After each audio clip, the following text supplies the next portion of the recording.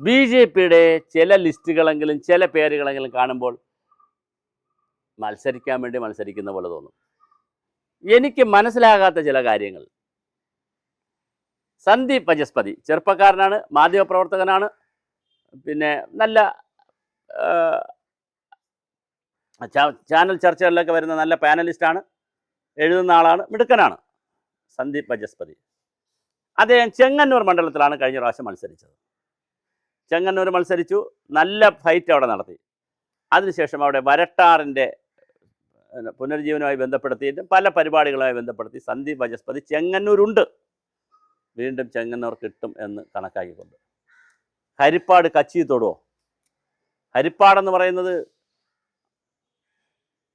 രമേശ് ചെന്നിത്തലയുടെ മണ്ഡലമാണെന്ന് മാത്രമല്ല, അവിടുത്തെ RSSകാരുമായിട്ടും BJPക്കാരുമായിട്ടും NSSകാരുമായിട്ടും SNDPക്കാരുമായിട്ടൊക്കെ നല്ല ബന്ധമുള്ള ആളാണ് രമേശ് ചെന്നിത്തല.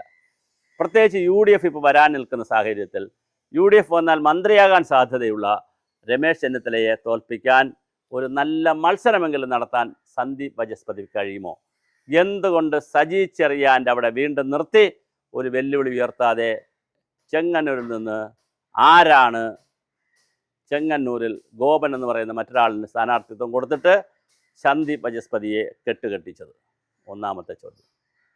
സീനിയറായിട്ടുള്ള പല നേതാക്കൾ, കുമ്മനം രാജശേഖരൻ സീറ്റ് കൊടുക്കും, ഇപ്പം കൊടുക്കും, പിന്നെ കൊടുക്കുകയാണെങ്കിൽ നേരത്തെ കൊടുത്താൽ 10 ദിവസം മുമ്പേ കൊടുത്താൽ അത്രയും മുമ്പേ പ്രവർത്തനം നടത്തിക്കൂടെ? എം ഡി രമേശ് സ്ഥിരമായിട്ടുള്ളൊരു ക്യാൻഡിഡേറ്റാണ്. ബി ഗോപാലകൃഷ്ണൻ ചെവരെഴുത്ത് വരെ നടത്തി, താമരയൊക്കെ വരച്ചു. ബി ഗോപാലകൃഷ്ണന് എവിടെയാണ് സീറ്റ്? JR പത്മകുമാർ സീനിയറായിട്ടുള്ളൊരു നേതാവാണ്. PS ശ്രീധരൻപിള്ള, CK പത്മനാഭൻ, ഇങ്ങനെ കുറേ സീനിയർ നേതാക്കൾക്ക് BJP സീറ്റ് കൊടുത്തിട്ടില്ല. ഇനി കൊടുക്കും എന്നാണ് പറയുന്നത്. മാത്രമല്ല പല മണ്ഡലങ്ങളിലും BJP ജയിക്കാൻ സാധ്യതയുണ്ട്, അല്ലെങ്കിൽ നല്ല മത്സരം നടത്താൻ സാധ്യതയുള്ള ആളുകളെ മണ്ഡലം മാറ്റി പരീക്ഷിക്കുന്നു. എന്തിനാണ് ഇങ്ങനെ ചെയ്യുന്നത്? അതുപോലെ തന്നെ കാമരാജ് കോൺഗ്രസിൻ്റെ വിഷ്ണുപുരം ചന്ദ്രശേഖറിന് 1-2 സീറ്റ് കൊടുത്താൽ ആ സംവിധാനത്തെ കൂടെ നിർത്താൻ പറ്റില്ലേ? പാറശാലയിലും നെയ്യാറ്റിൻകരയിലും കാട്ടാക്കടയിലും കോവളത്തും ഒക്കെയുള്ള നാടാർ കമ്മ്യൂണിറ്റിയിൽപ്പെട്ട, നാടാർ സമുദായത്തിൽപ്പെട്ട വലിയൊരു ജനവിഭാഗത്തെ കൂടെ നിർത്താൻ കഴിയില്ലേ? എന്തുകൊണ്ട് പാറശാല പോലുള്ള സ്ഥലങ്ങളെ, ആ പാറശാല ഒരു സീറ്റാണ് അദ്ദേഹം ചോദിച്ചത്, പിന്നെ 4-5 സീറ്റും പാറശാലയാണ് പ്രധാനമായി ചോദിക്കുന്നത്. എന്തുകൊണ്ടത് കൊടുക്കുന്നില്ല? CK ജാനു ഇതിൻ്റെ കൂടെ നിന്നിട്ട് പോയി. CK ജാനുവിന് പിന്നെ കോൺഗ്രസ്സുകാർ ഉപേക്ഷിച്ചു, അവിടെ അത് കൊടുത്തില്ല. അപ്പോൾ എന്താണ് BJPയിൽ സംഭവിക്കുന്നത്? മത്സരത്തിന് വേണ്ടി മത്സരിക്കുകയാണോ, ജയിക്കാൻ വേണ്ടി മത്സരിക്കുകയാണോ? അതോ A ക്ലാസ് മണ്ഡലങ്ങൾ എന്ന് പറഞ്ഞൊരു 10-25 മണ്ഡലം അവർ എഴുതി വച്ചിട്ടുണ്ട്. അത് കഴിഞ്ഞുള്ള മണ്ഡലങ്ങളിൽ ആരായാലും മതിയോ, ആര് മത്സരിച്ചാലും കുഴപ്പമില്ലയോ? ഇതാണോ ഇതിൻ്റെ ഒരു രീതിശാസ്ത്രമെന്ന് BJP ശക്തമായി പറയേണ്ടതുണ്ട്. BJP ജയിക്കാൻ വേണ്ടിയിട്ടാണ് സ്ഥാനാർത്ഥികളെ നിർത്തുന്നതെങ്കിൽ തീർച്ചയായിട്ടും സന്ദീപ് വചസ്പതിയുടെ കാര്യമെടുത്താലും അതുപോലെ തന്നെ ഓരോ സ്ഥലത്തും ഓരോ സ്ഥാനാർത്ഥികളുടെ ലിസ്റ്റ് എടുത്താലും ഇതാണോ ചെയ്യേണ്ടുന്ന ലിസ്റ്റ്? കൃഷ്ണകുമാർ വലിയ തോതിലാണ് സ്ഥാനാർത്ഥിത്വം കിട്ടുമെന്ന് കരഞ്ഞു വിളിച്ച് നടക്കുന്നത്. കൃഷ്ണകുമാറിന് എവിടെയെങ്കിലും ഒരു സീറ്റ് കൊടുക്കണ്ടേ? ഏതെങ്കിലും ഒരു സീറ്റ് കൊടുക്കണ്ടേ? തിരുവനന്തപുരം സെൻട്രലിൽ കരമന ജയനെയോ കുമ്മനം രാജശേഖരനെയോ കൃഷ്ണകുമാറിനെ ആരോ ആവട്ടെ നിശ്ചയിക്കാൻ എന്താണ് ഇത്ര തടസ്സം, എന്താണ് ഇത്ര താമസം? ഇങ്ങനെ BJPയും ഒരധികാരവും ഇല്ലാതിരിക്കുന്ന BJP, കോൺഗ്രസും UDF LDF നിരന്തര അധികാരത്തിൽ വരുന്നവരാണ്, ഇനിയും അവർ വരാൻ വേണ്ടി മത്സരിക്കുന്നവരാണ്. അപ്പോൾ ഉടനെ എന്തായാലും BJP 71 സീറ്റ് കിട്ടി ഇവിടെ അധികാരത്തിൽ വരാൻ പോകുന്നില്ലല്ലോ. അങ്ങനെ അധികാരത്തിൽ ഉടനെ വരാൻ സാധ്യതയില്ലാതിരുന്നിട്ടും എന്തുകൊണ്ട് നേരത്തെ സ്ഥാനാർത്ഥികളെ പ്രഖ്യാപിക്കാൻ കഴിയുന്നില്ല? ശക്തമായ മത്സരം ഉയർത്താൻ കഴിയുന്നില്ല? എന്താണ് BJPക്കുള്ള തടസ്സം?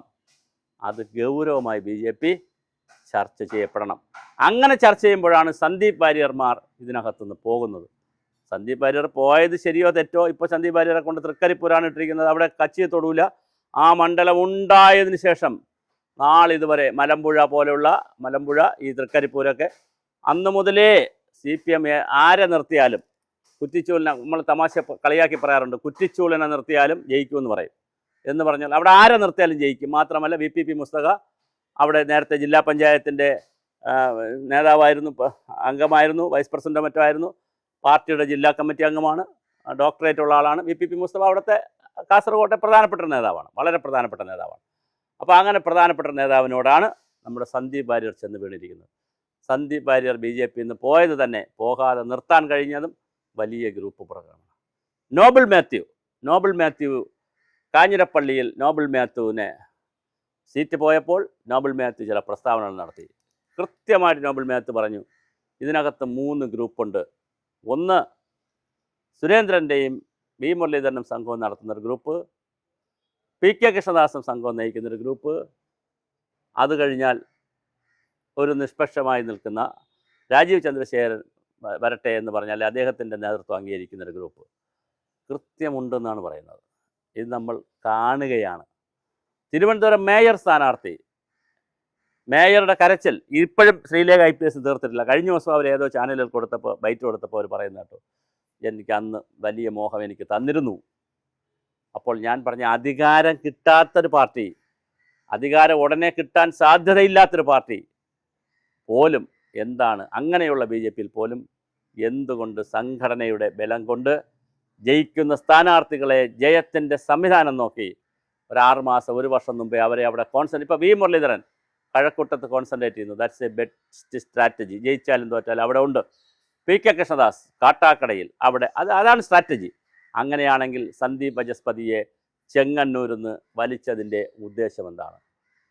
ഇതുപോലെ പല സ്ഥാനങ്ങളിലും 10 സ്ഥാനങ്ങളെങ്കിലും നോക്കിയിട്ടുണ്ട് ശോഭാ സുരേന്ദ്രന് വേണ്ടിയിട്ട്. അവസാനമാണിപ്പോൾ പാലക്കാട് കൊണ്ടു ചെന്നിരിക്കുന്നത്. പാലക്കാട് ഒരു വലിയ BJPയുടെ നേതാവ് പറഞ്ഞ പോലെ ശോഭ ജയിക്കണമെങ്കിൽ പാലക്കാട്ടെ BJP വിചാരിക്കണം എന്ന് പറഞ്ഞാൽ ജനങ്ങൾ വോട്ട് ചെയ്താലും BJPക്കാർ കാലുവാരും എന്നാണ് പറയുന്നത്. അപ്പോൾ ഇത് പ്രശാന്ത് ശിവൻ അവിടെ മീറ്റിങ്ങിലൊക്കെ വരുന്നുണ്ട്, പ്രമീള ദേവി മീറ്റിങ്ങിലൊക്കെ ഇരിക്കുന്നുണ്ട്, യാത്രയിലൊക്കെ ഉണ്ട്. പക്ഷേ അണ്ടർഗ്രൗണ്ട് പരിപാടി ശിവരാജൻ അവിടെ ഉണ്ട്. അങ്ങനെ 3-4 മുറിവേറ്റ സിംഹങ്ങൾ പാലക്കാടുണ്ട്. ആ മുറിവേറ്റവർ എങ്ങനെയാണ് ശോഭയെ വലിക്കുക എന്ന് നമുക്കറിയില്ല. ഇനി സംസ്ഥാനാടിസ്ഥാനത്തിൽ ചില ആളുകൾ ശോഭയെ വലിക്കും. കാരണം ശോഭ ജയിച്ച് MLA ആയാൽ ഭാവിയിലെ മുഖ്യമന്ത്രി കാൻഡിഡേറ്റായിട്ട് പ്രൊജക്റ്റ് ചെയ്യേണ്ടി വരും. കിട്ടോ ഇല്ല എന്നുള്ള രണ്ടാമത്തെ വിഷയം, പ്രൊജക്റ്റ് ചെയ്യേണ്ടി വരും. അങ്ങനെ ശോഭയെ വളർത്തിയെടുക്കുമോ?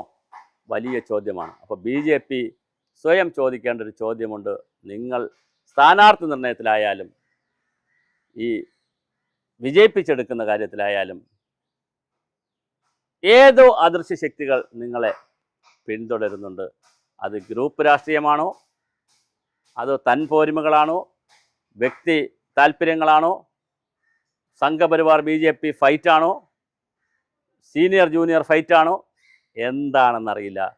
നിങ്ങളുടെ സ്ഥാനാർത്ഥി ലിസ്റ്റ് നോക്കുമ്പോഴും ചിലയിടങ്ങളിലെങ്കിലും വലിയ പൊരുത്തമില്ലായ്മ കാണുന്നു, പൊരുത്തക്കേടുകൾ കാണുന്നു. നിങ്ങളും UDFനെ പോലെ എന്തിനാണിങ്ങനെ ലിസ്റ്റ് വച്ച് താമസിപ്പിക്കുന്നത്?